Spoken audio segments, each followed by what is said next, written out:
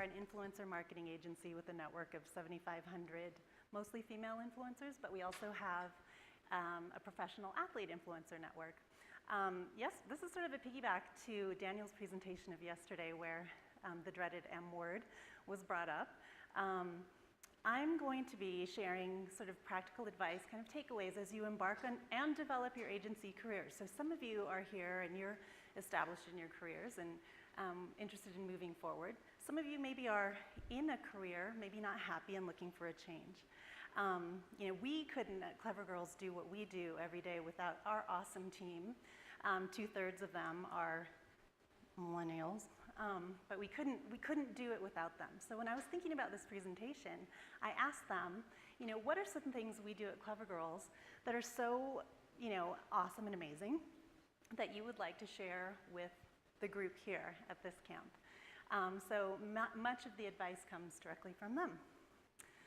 We're going to start even before your job, even before your career, with how to network, or maybe some tips and tricks for networking. And these are tips and tricks that may apply to you, but they are also things that I personally have to work on all the time. So we're all in this together. Oh, sorry, forgot about that slide. So first impressions, right, are important. First impressions last. Introducing yourself is difficult sometimes. There's a lot of reasons why it's hard. I mean, think about when you came here. Were you able to walk up to someone and just introduce yourself right away? Maybe you're shy. Maybe your name is tough. My name is tough. It's, I'm used to people having to repeat it. But practice making those introductions. We've all had those moments at a party where you arrive at the same time as someone else. 2 hours later, you're like reaching for a beer at the same time as that person that you saw 2 hours ago. You have that awkward moment of like, hey, hi, yeah, I saw you. Introduce yourself. Get into the party and introduce yourself to everyone right away. Then you won't have that awkward moment 2 hours later when you should have said something, you both know you should have said something, but you didn't. Also value your personal relationships. Those are the people who you will leverage when you're looking for a career change. It could be people that you work with. It could be people you went to school with. If you watch the show Ballers, he says over and over again, I need to monetize my friendships because he's in financial services and he needs clients. Don't do that. We all had that friend in college who then went off to get that insurance job and then called everyone he or she knew to get them to sign up for insurance or Advocare or Herbalife or Stella and Dot or whatever it was that they were doing at the time. Don't do that to your friends. Value those relationships. This is a personal favorite of mine. I want everyone here to end the dead fish handshake. Do you know what I'm talking about? This handshake. We are not courtesans in the 1700s. We're not a bunch of Scarlett O'Haras. So I want everyone right now to turn to the person next to them and shake their hand. Put your hand out and shake it firmly. That is how you do it. It drives me nuts. It drives me nuts when guys do that to me, but it drives me even more nuts when women do it to me. Don't do that anymore, girls and guys. We're gonna end that today. And we're also gonna say thank you. There's nothing that bums out a hiring manager more than when you bring in an awesome candidate, they've talked to 7 people in your company, and then you never hear from them after that. You don't have to write, calligraphied thank you notes on stationery. You don't have to even send a separate email to every person you talk to, but definitely send an email. It's okay to copy everyone. Thank them for the opportunity. But also, thank you notes are a value add for you to be able to share something more about what you can do. Hey, thank you for the time that you took. In our conversation you mentioned blah, blah, blah. Well, I have experience with blah, blah, blah. Something like that. It's a chance for you to add value to yourself. Another opportunity for a touch point for you. So now, you've got your networking down, you know how to introduce yourself, you can shake hands, you know how to say thank you. You're hunting for a job. So how do you do that and get the results that you want? Have an elevator pitch, similar to what I did when I just came out. I'm Stefania, blah, blah, blah, blah, blah. A short 30-second, 140 character, however you want to describe it, elevator pitch about yourself. Start thinking about that this weekend. How do you describe yourself when you introduce yourself to someone. And don't stress, because most of you have probably already done it. You've done it maybe on a social media profile. I mean, you don't have to talk about all of your extracurriculars, but have something that you're passionate about, share something that you want to be doing career-wise, and don't be afraid to share something a little bit extra about you that makes you special.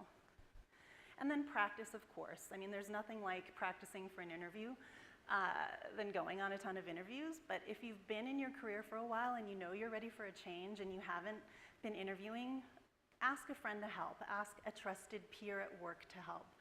You can never practice enough for interviews.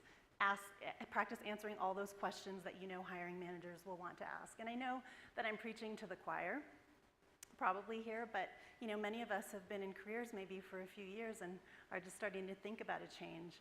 And interviewing, the thought of interviewing is kind of scary, but practice makes it less so. All right, so when you're on the job hunt, know that hiring managers are going to be looking all up and down your social media.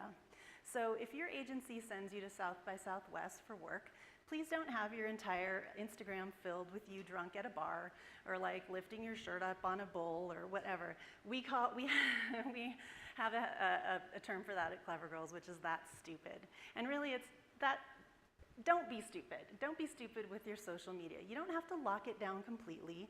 You don't, and actually I would prefer that you not have the opinions are my own bullshit in your social media profile, because I want to know I'm hiring someone authentic. So I want to see that you're at South by Southwest and you're doing a great job on behalf of your company, and that you're also having a little bit of fun.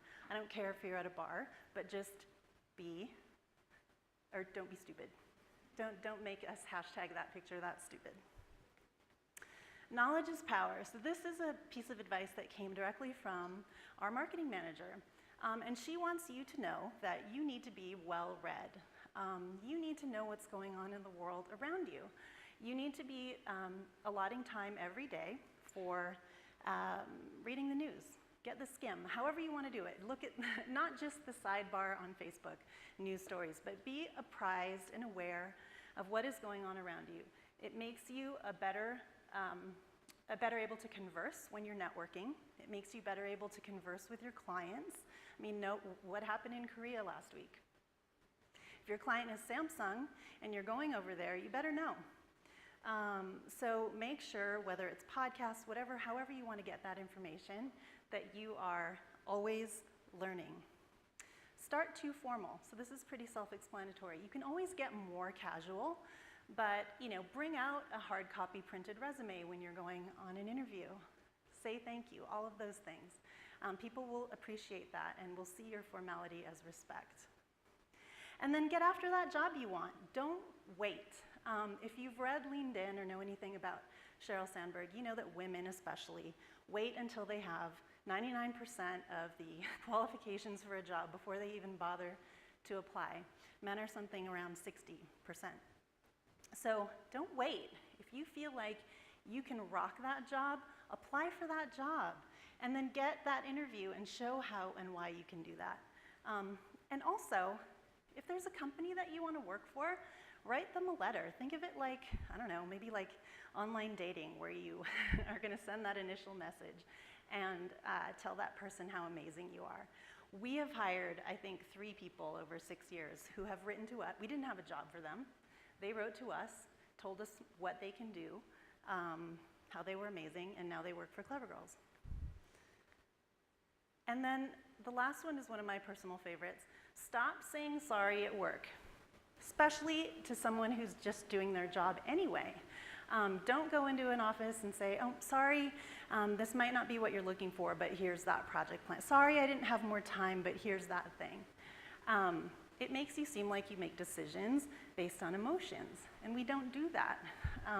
In a workplace, we all want to be or feel like everyone is happy, and that's great, but it's also a quick way to burn yourself out. You are not there to be responsible for everyone else's happiness. So stop saying, I'm sorry. All right, now you've got the job you want, and you're thinking about next steps, how to succeed. So this is the first step. Get to the point. If you're sitting down and you're writing an email and suddenly you're writing a tome and you're thinking about all the charts you need to attach and how you're going to explain all those things, pick up the phone. This is especially important if you work virtually, and Clever Girls is virtual. We have people all over the country. It is really hard to convey everything you want to say in an email, in a wordy email, and people just frankly don't have time. So pick up the phone or think of another way to make your point known.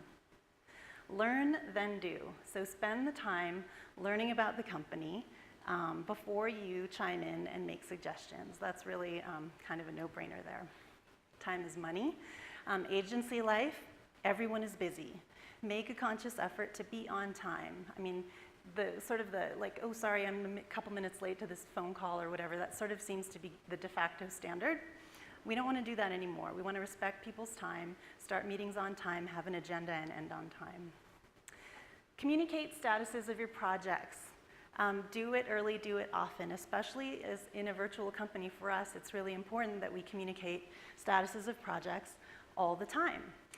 And it's especially important in a virtual company because it lets people know what you're doing. We can't walk around to your office and see what you're working on. So the only way we know is if you tell us. So tell us early and often.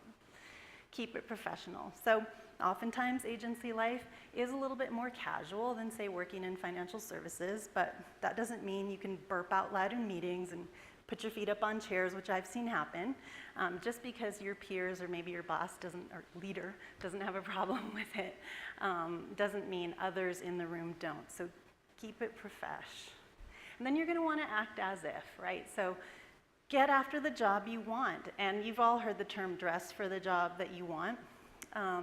Agencies, workplaces have sort of an unofficial fashion culture. You can probably think to the people you work with and see kind of, everyone kind of wears the same thing. I was in a coffee shop in San Francisco the other day, and 3 guys walked in wearing the same blue and red plaid shirt.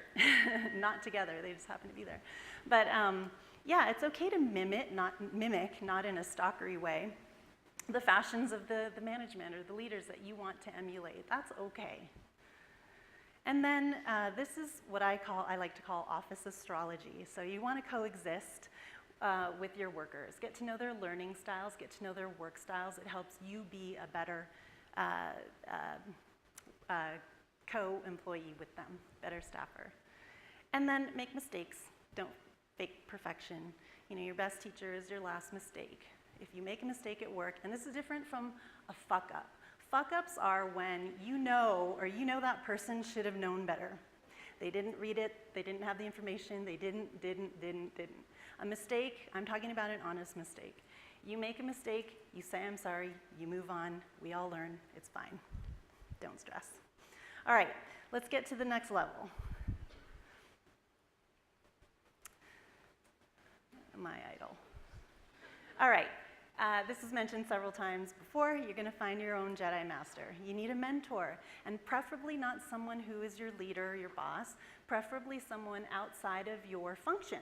That's another good way to develop your skills and learn about the company you're in.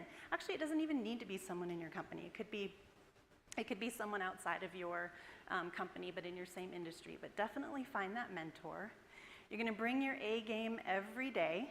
So you're going to show up to work and you're going to kill it every day. And hopefully you work for a company that values your leadership skills and your thoughtful and creative ideas.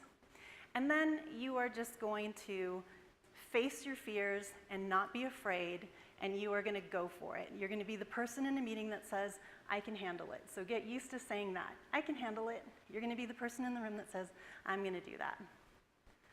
That's a great way to show you're ready for next steps. So the takeaways are I'm just going to reiterate what we talked about before. You're going to introduce yourself. You're going to practice here. You're going to practice at parties. You're going to kill that handshake. I never want to see it again.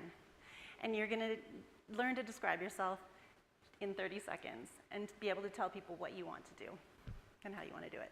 That's it. Fantastic. Thank you. And we have time for a question. So does anyone have a question for Stefania? Excellent pro tips for getting started in the career on your job hunt. No?